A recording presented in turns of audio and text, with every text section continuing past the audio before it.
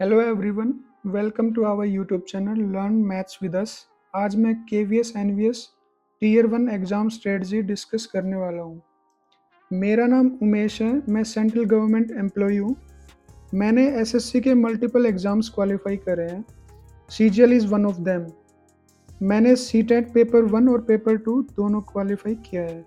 इसके साथ ही मैंने एफकैट रिटन एग्ज़ाम क्वालिफाई किया है। मेरा मेन एम जो मैंने अपनी प्रिपरेशन जर्नी में एज एन एस्पिरेंट जो सीखा है वो सब आपके साथ शेयर करना चाह रहा हूँ ताकि इससे आपकी हेल्प हो। टीयर वन का जो सिलेबस है वो मोस्टली जितने भी वन डे एग्ज़ाम है कॉम्पिटिटिव एग्ज़ाम उनसे 70 to 80% सिमिलर है। सबसे पहले हम डिस्कस करेंगे understanding tier one the gateway exam. सबके लिए ये जानना ज़रूरी होता है कि एग्ज़ाम का नेचर कैसा है, कितने क्वेश्चंस आएँगे, क्या सिलेबस होगा, कितने मार्क्स का है, नेगेटिव मार्किंग है या नहीं है। तो स्लाइड से आपको पता चल गया होगा कि 100 क्वेश्चंस आने वाले हैं, 300 मार्क्स का टोटल पेपर होगा और ये क्वालिफाइंग इन नेचर है। इसके मार्क्स मेरिट में ऐड नहीं होंगे। 3 नंबर का एक क्वेश्चन होगा, नेगेटिव होने पे 1 मार्क्स कट जाएगा। टियर वन क्वालिफाई करना ज़रूरी है, तभी आप टियर टू के लिए अपीयर हो पाओगे। अब आते हैं हम पार्ट वन पे।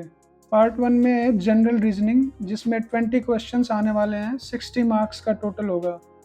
इसमें कुछ मैंने मेंशन करे हैं topic: analogy, classification, series, number series, letter series, coding, decoding, blood relation, syllogism, puzzles वगैरह।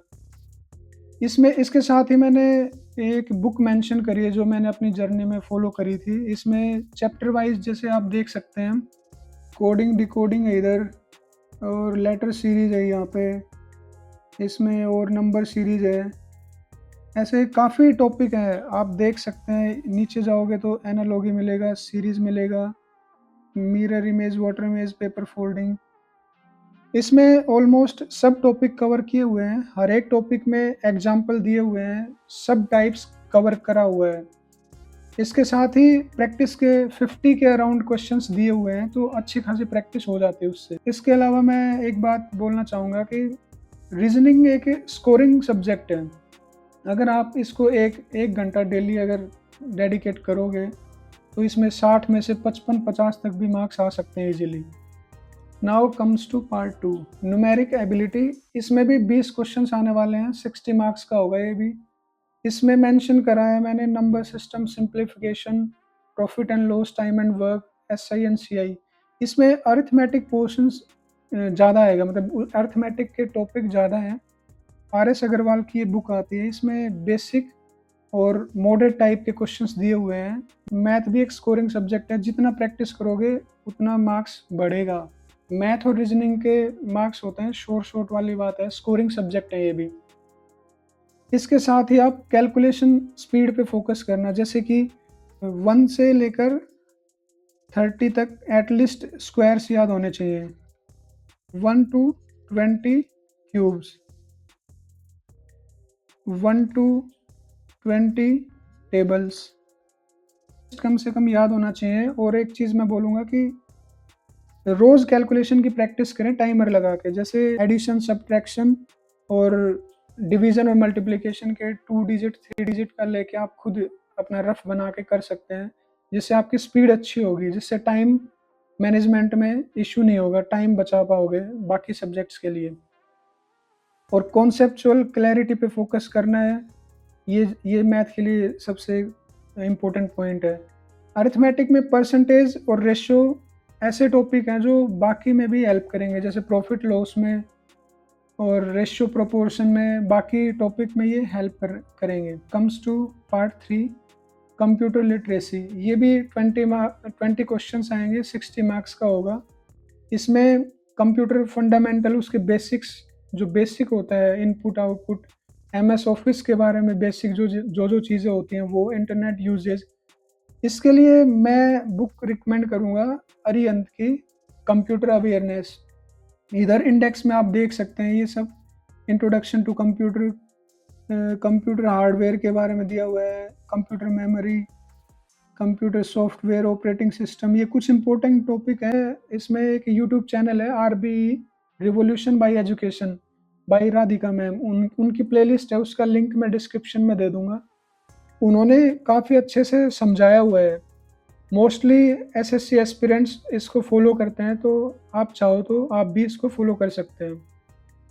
Now comes to part 4। इसमें जनरल नॉलेज अवेयरनेस 60 मार्क्स का आएगा, 20 क्वेश्चंस ईच करके। Current affair, Indian polity, general science, और इसमें भी मैं 2 बुक रिकमेंड कर रहा हूँ। इसमें ये वाली जो बुक है, इसमें पूरा डिटेल में दिया हुआ है, जो कि 335 जिस पे एमआरपी है, इसमें पूरा डिटेल में है। लेकिन ये वाली जो बुक है, इसमें शॉर्ट में फैक्ट्स दिए हुए हैं, कुछ-कुछ चीज़ें, मतलब जो कि एग्ज़ाम रिलेवेंट है।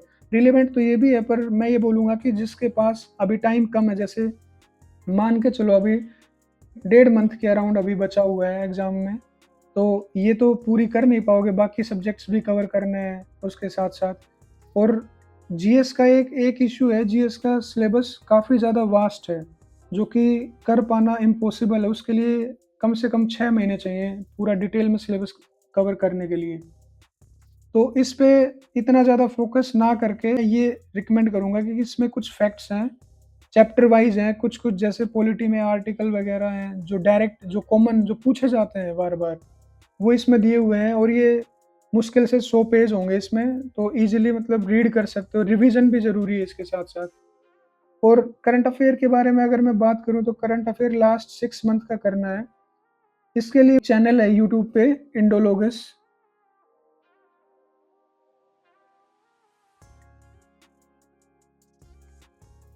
ये मंथली करंट अफ़ेयर की वीडियो बनाते हैं, उसकी लगभग लेंथ रहती है 1 सवा घंटा रहती है, तो आप पिछले 6 महीने की, जैसे जुलाई से लेकर दिसंबर तक आप कवर कर सकते हैं।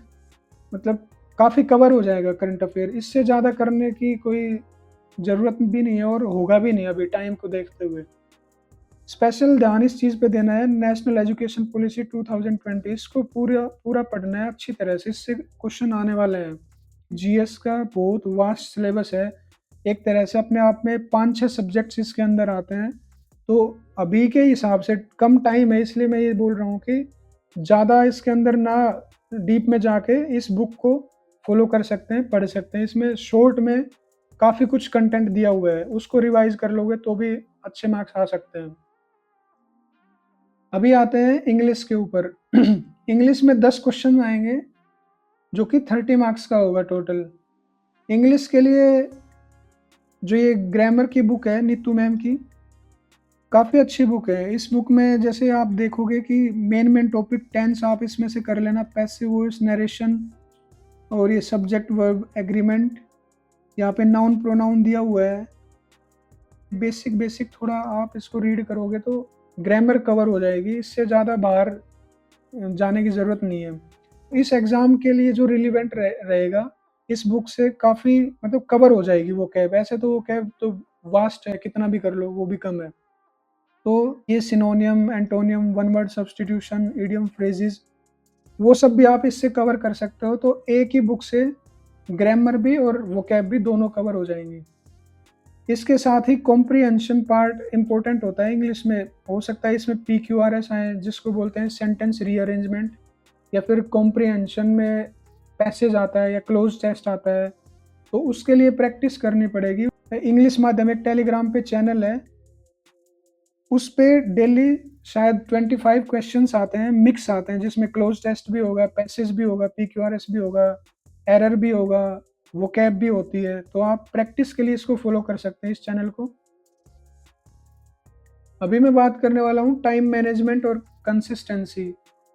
एमटीएस से लेकर यूपीएससी तक का कोई भी एग्जाम हो, कॉम्पिटिटिव एग्जाम, टाइम मैनेजमेंट और कंसिस्टेंसी पिलर ऑफ सक्सेस माने जाते हैं। मैंने अपनी जर्नी से भी सीखा है ये कि कंसिस्टेंसी कितनी इम्पोर्टेंट है। कंसिस्टेंसी का मतलब है कि हर रोज़ पढ़ना है, कोशिश करनी है कि एक भी दिन स्किप ना हो। मान लो तुम 2-4 दिन छोड़ दोगे, उसके बाद में ट्राई करोगे, तो हो सकता है वो पीछे का जो पढ़ा हुआ है वो भूल जाओ। तो कंसिस्टेंसी का मतलब यही है कि कोशिश करना है कि जितना पॉसिबल हो सके रोज़ पढ़ना है। टाइम वैरी कर सकता है, किसी दिन 8 घंटे पढ़ लिए, किसी दिन 6 घंटे, ऐसा हो सकता है। टाइम मैनेजमेंट के बारे में अगर मैं और बोलना चाहूँ, तो धीरे-धीरे, जैसे आज अगर मान लो तुमने छोड़ दिया, आज अगर नहीं करा, तो बर्डन बढ़ता जाएगा, लास्ट में आते-आते वो काफ़ी पाइल हो जाता है कि हर सब्जेक्ट को डेली पढ़ना पड़ेगा। वो वेटेज तुम अपने हिसाब से देखो कि किस सब्जेक्ट में तुम स्ट्रॉन्ग हो, किस सब्जेक्ट में तुम वीक हो और कैसे कवर करोगे, ये आप पे डिपेंड करेगा। अपनी हर बच्चे की स्ट्रेंथ और वीकनेसेस अलग-अलग होती हैं। किसी का कोई मैथ में अच्छा है तो उसे मैथ में इतना टाइम डिवोट करने की ज़रूरत नहीं है। किसी का इंग्लिश अच्छा है, वो इंग्लिश की बजाय किसी दूसरे सब्जेक्ट पे फ़ोकस कर सकता है, तो वो वैरी करेगा सब पे। अभी आते हैं स्मार्ट वर्क और हार्ड वर्क। कुछ लोग लगे रहेंगे, बुक खरीद लेंगे, जैसे ये गलती मैंने भी करी है। नई-नई बुक जो मार्केट में बुक दिखी वो बुक खरीद लिया, अब ये खरीद लिया, ये कंटेंट ले लिया, नोट्स इकट्ठा करके रखते हैं, इधर से उठा लिया, पीडीएफ इकट्ठा कर लेते हैं, ये पीडीएफ, वो पीडीएफ। इसी को स्मार्ट वर्क कहते हैं। जो लोग सेलेक्टेड हैं, जो लोग सेलेक्ट होते हैं, वो हर एक को ये बात बोलेगा कि मिनिमम रिसोर्सेज़ मैक्सिमम रिवीजन। एक बुक को 10 बार पढ़ना है, ना कि 10 बुक को एक-एक बार पढ़ना है। वो इफ़ेक्टिव नहीं रहने वाला है। ये मैं अपनी एक्सपीरियंस से ये बात बोल रहा हूँ मैं। तो जितना मिनिमम रिसोर्स होगा, उतना ही अच्छा आउटकम निकलेगा। और रिवीजन काफ़ी ज़रूरी है उसके साथ में।